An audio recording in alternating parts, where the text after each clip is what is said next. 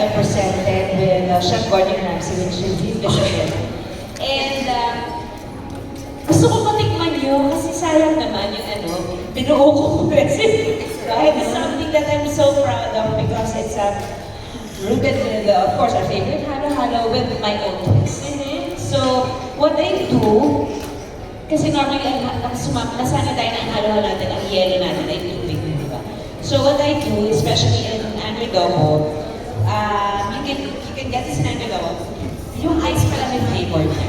Oh, okay, so it's not just water. Yes. So this is the mixture of coconut milk and evaporated milk. Ooh. So it's very creamy. So kahit matunaw siya, hindi siya parang lasang tubig. Correct, okay. So, ako kasi, pag naghahalo-halo ako, I only put what I like. So I don't like beans, I don't like, marami akong hindi gusto sa halo-halo. So dahil na ako nag-gumano, so hindi ko halo-halo. This is very special because I only added what I really like in a halo-halo. Okay, what is it that you do? So, I love nata de coco. So, non-negotiable ko yan. I like sago.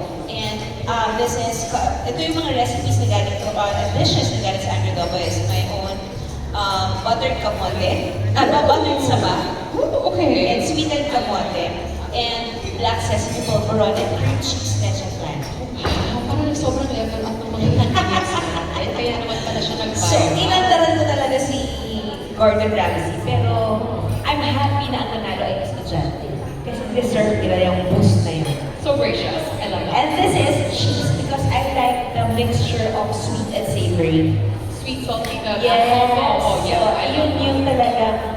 Hindi kasi ako mahilig sa matamis, but when I have my dessert, I make it a point that it has that salty element. Para hindi tayo maumay. We can have more. So, isuot mo na lang na itong atong hair. You gotta put on the apron because she's a professional like that, okay? Chef Juday in the house. Alright, we're gonna use the Noma Eye Shaver, of course, to do this one. Yes, we went through a... Ayun, yun, yun,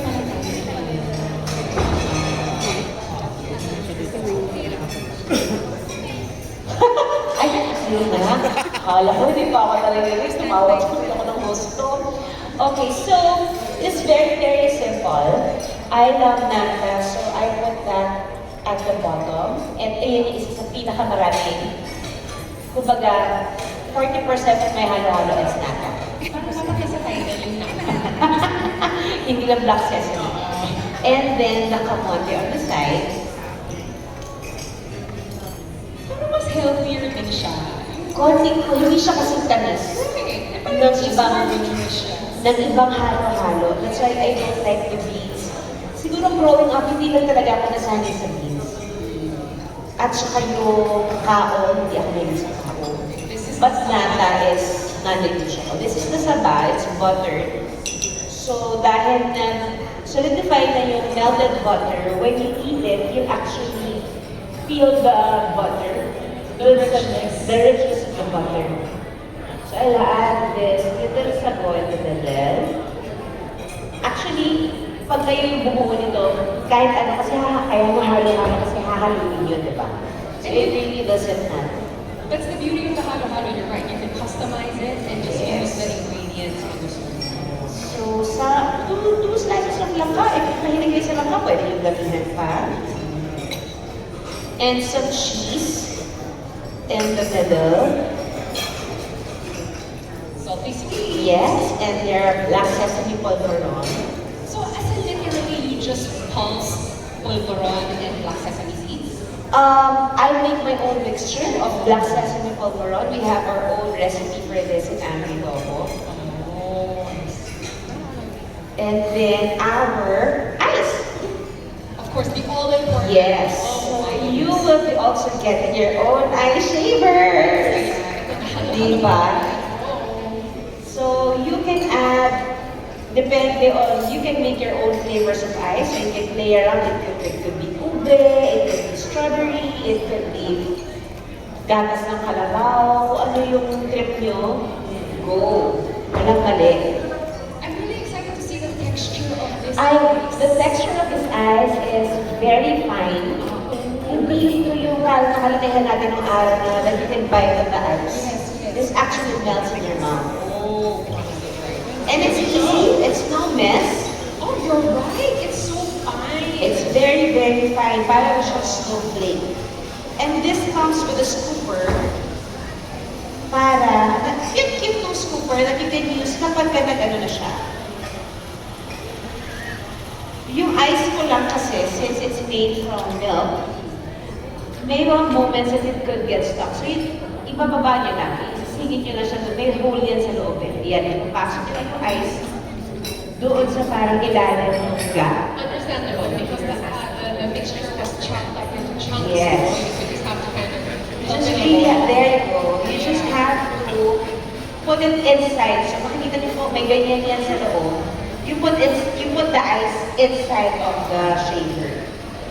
I also really like the color scheme of your avocado. Yes, kasi parang sa panahon na yun, you have to incorporate the aesthetic. What you eat with your ice first? Oo, diba? Hindi ka naman nagdadasal bago kumain. Pinipicture mo naman bago kumain.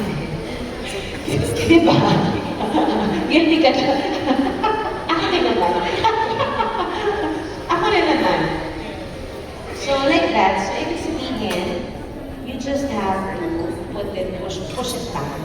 Ayan, para mag-shake na siya. You know, this ice mixture is doing so much work already because it's so flavorful. We can help it along more. I'm sure. Pero ang bilis lang din, no? Bakit hindi mo siya nagsistruggle to shake Okay, it? kailangan mo lang siyang tulungan ipasok sa loob.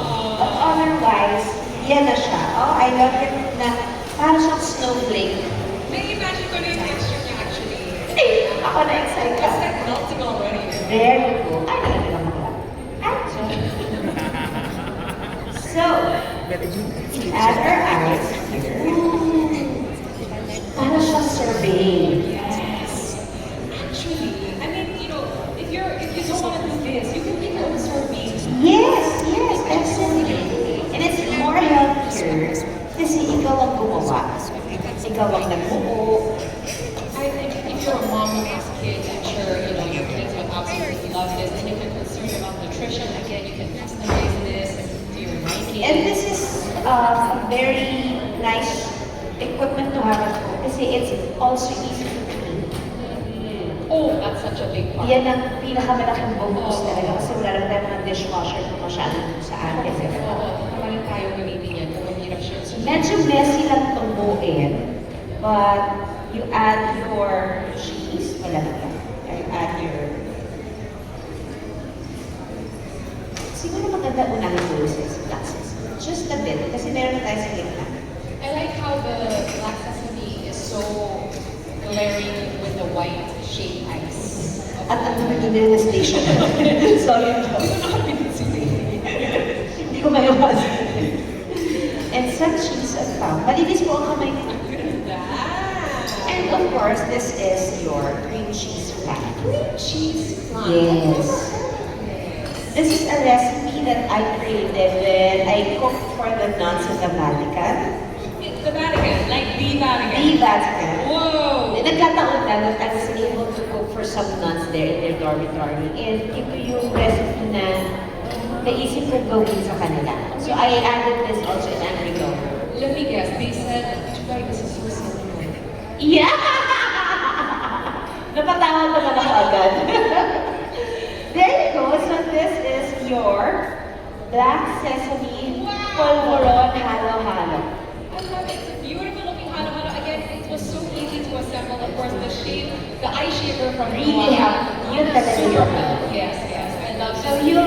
they will be getting their own servings, They right? are! So everyone, you don't get to just see the black sesame polvoron halo-halo, but we've made some for all of you so that you can try it as well, okay? But they're so easy to take pictures, they cannot